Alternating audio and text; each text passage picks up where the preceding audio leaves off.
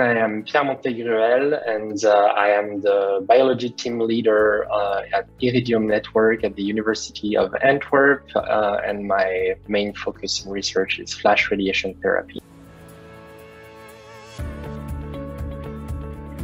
I first got aware of FLASH radiation therapy at almost the very beginning in 2013.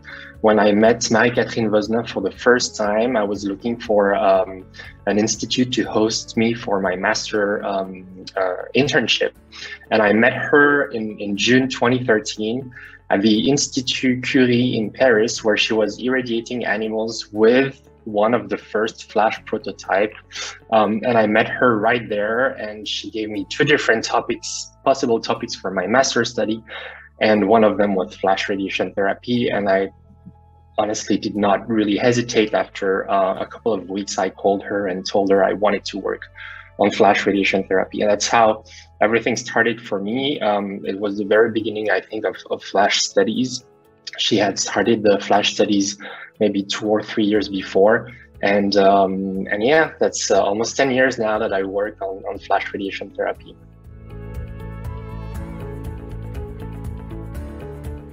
I think probably that FLASH is part of the future of radiation therapy. Maybe not the entire future. We currently have amazing technologies in radiation therapy that do not involve ultra-high dose rates. But it's now in our hands to make it efficient enough and safe enough to be implemented in the clinics. So I would say that, yeah, I think that FLASH radiation therapy is part of a brilliant future in the field of radiation therapy and radiation oncology for sure.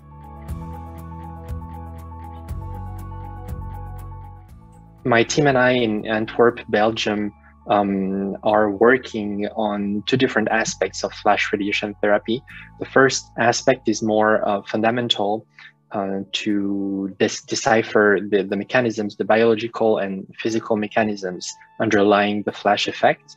We are developing biological models, but also physical models to investigate that with the collaborators in Antwerp, but also around Europe and around the world. And the other side of our research is more translational research, where we are currently developing in vivo breast cancer models, preclinical models, to assess the efficacy of FLASH radiation therapy against breast cancer. And the goal of our research is really to transfer this knowledge into the clinics and be able to treat the first breast cancer patients with FLASH radiation therapy in a near future. Our research on FLASH radiation therapy here in Antwerp is included in a global will in the FLASH radiation therapy research field to investigate hypotheses and mechanisms that are underlying the FLASH effect. So we are really trying to collaborate with biologists, chemists, physicists to investigate those mechanisms. And on the other side, our research, more on the translational and preclinical side, our research is really integrated in this will to apply FLASH radiation therapy in the clinics as soon as possible. And we took the path of intraoperative radiation therapy with FLASH, electron FLASH, to treat breast cancer patients in a very near future. So that's how our research here in Antwerp is integrated in the whole global FLASH research. As a researcher, I've always been interested in multidisciplinary work. And since the beginning, I think my mentor, Marie-Catherine Vosna, had the same vision. And really, since the very beginning of the FLASH research, she contacted physicists, she worked with chemists, clinicians to really have this multidisciplinary research ongoing on the topic of FLASH radiation therapy. And I think it's really essential.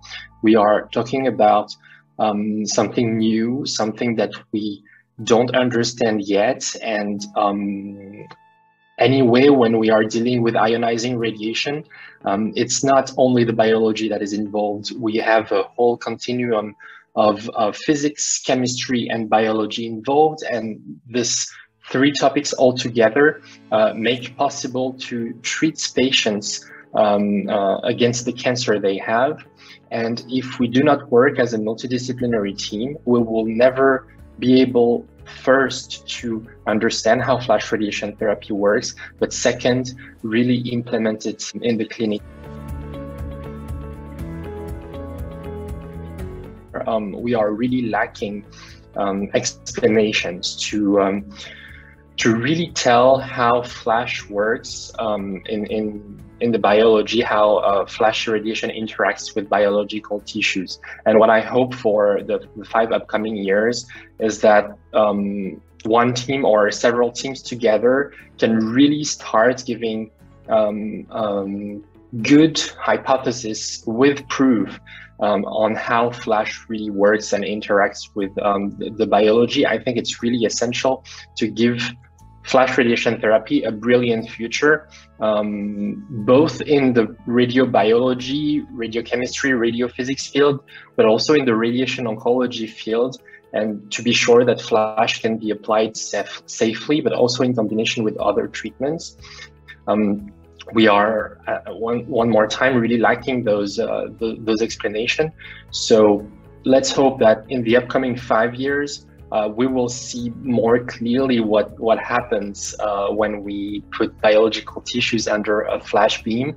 And I think probably most of the people will agree on that, at least for radiobiologists and researchers, because everybody is asking this question. So my wish is pretty simple, I would say. My advice to someone who is interested in the field but is just starting as a master's student, for example, or a PhD student, would be crazy. Just follow your instincts. Try to go somewhere nobody has gone before. There is a Nobel Prize that said one day that the classical pathways in research are boring, and if you want to find something, you have to go somewhere unknown, somewhere nobody has gone before. And I think in this brand new, pretty young field of FLASH radiation therapy, if we don't go out of our safe space, if we don't have this confidence, and if we cannot see beyond our limits, the limits that we set ourselves, we will not find explanations, we will not find hypotheses, we will not find mechanisms behind FLASH radiation therapy. I think this new technology and the FLASH effect has taken the field by surprise. We were not expecting that. It's been very difficult to make people acknowledge that it was not a bias or an artifact. And for this reason, we really have to reinvent the research, be smarter, be, I don't know, just go outside of our confidence zone, really. And that's research, fundamental research. If you have an idea, try to pursue it, and maybe it will lead to something interesting. Maybe it will lead to nothing, but that's science. So just don't set limits. Go for it.